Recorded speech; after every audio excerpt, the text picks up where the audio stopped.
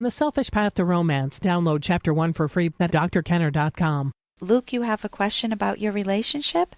I do have a relationship question. I'm sure it's the first one you've ever had. Okay, well, shoot then. I'll give it a shot. It's about a girl. Imagine that. Yeah. There's a girl. Love her to pieces. She's phenomenal. I've known her most of my life. Yeah. We've been together a couple years. Issue being, I just do not find her attractive. I don't. I try. I love her so much. She makes my life phenomenal. I can't imagine not being with her. But you don't find her sexy or appealing physically? No, and I don't want to say that she's unattractive because she's not on paper, but she's not. I hate to be so shallow as to say that she's not my type, but I mean that's really the truth. She's not. Okay. And I'm trying to overcome this mentally, and I guess I wonder, can a person change their type? Okay. Well, what if you, the one thing, if you never think about it, you won't change your type, right? But if you give it some thought, what would help you change your type so that she is your type? I have wrestled with this so much before I called. I didn't just try to call somebody for an easy answer. I've wrestled with it. Yeah, and I've read article after article. I've tried to do soul searching. I've consulted the philosophy books that I read, and for the life of me, it's just at the end of the day, it's just if she were to walk out, Luke, if she were to walk out of your life, and let's just say that somebody else falls in love with her and happens to love her looks, and now this guy is with her, and you're saying, phew, I didn't like her looks, even though she was everything I ever wanted. The looks were a relationship breaker for me, and I'm so glad that she found someone else because I didn't have to necessarily hurt her feelings on something that's outside her control, her looks. I'm assuming it isn't that she's just overweight or something. I'm assuming that there's something about her physically that she can't easily change. Is that a right assumption? A little bit. No, she's not obese or heavy or anything like that. But maybe compared to my history, yeah. So if she, in the example you just gave about her walking away, that would not be a relief to me. That would be devastating. I don't want her to do that. Then go ahead. And I love walking, holding hands with her, snuggling up with her, a smooch and whatnot. But in terms of roar, there just is no roar factor. To the point where it's like anything like sex is almost. Well, not almost. It is forced. I just don't really want that from her. And I feel like... Yeah, that's a big problem. It's a huge problem. Yeah, because... And I feel like someone I love that much, I should want. Okay, one of the things that's crossing my mind... Hey, I got to interrupt this because we've got to pay some bills. 30 seconds, that's it. A very quick ad, and then Alan will be back. Romance. I wish I knew more about what girls want from a relationship. Boy, I wish I knew more about what I want. Where's that ad I saw? Here it is. The Selfish Path to Romance, a serious romance guidebook. Download Chapter 1 for free at selfishromance.com and buy it at amazon.com. The Selfish Path to Romance. That is interesting. It's a huge problem. Yeah, because... And I feel like someone I love that much, I should want. Okay, one of the things that's crossing my mind, is there something else apart from her looks that you're not naming that's there that you don't like, that when you dated other women, they had this factor X or something that this woman doesn't have? Not that I know of. If I were to create my ideal on paper, aside from the attraction, she would be it. Have you watched the movie Cyrano de Bergerac? I have not. Okay, I recommend getting the original black and white one. A more recent one was made with Steve Martin, and you can imagine that I would not get that one.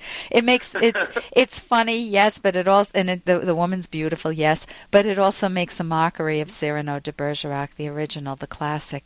Get the original one and watch that because it's dealing with the same type of theme. Oh, and well, that's good to know. Yeah, and that's one thing you can do. The second, we just ran what is called a thought experiment. I said, what if she walks out of your life? That's a thinking skill. You play around with the different facts. If she were to walk away from you, would you miss her desperately? Would you get longings? Would you get any sexual longings? Another question to ask yourself, you don't have to answer them all here. Have you ever had sexual longings for her when you first met her? Or maybe just on a particular night? And if so, what caused those longings? And where have they gone? Is there anything that you can picture that can be another thing would be, is there anything you can picture that you could do in the future that would make each other more appealing or make her more appealing to you? For example, I'm pretty petite. However, when my husband and I first got married, I decided to play housewife, and I cooked up a storm, really gourmet food, and guess what happened to both of our physiques?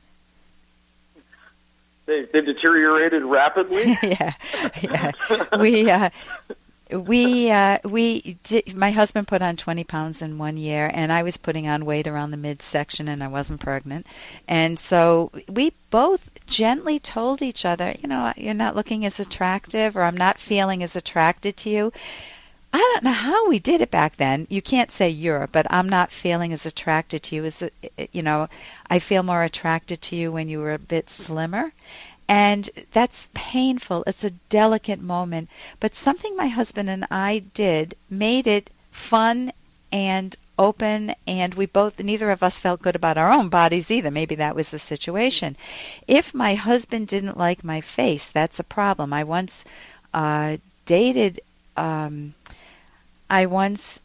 had a phone conversation with a guy back in high school, and he was the nicest guy, just sweet as could be. We talked on the phone. We had never met each other, and guess what happened when I opened the door to meet him for the first date? Somebody put the fire extinguisher on the candle? Oh, you bet. He was not my type of guy, and he didn't look anything like what I imagined. And I felt awful. He must have seen it in my face, and it was a relationship breaker. It is okay to break up a relationship if you don't like looks and you want the sexual issue.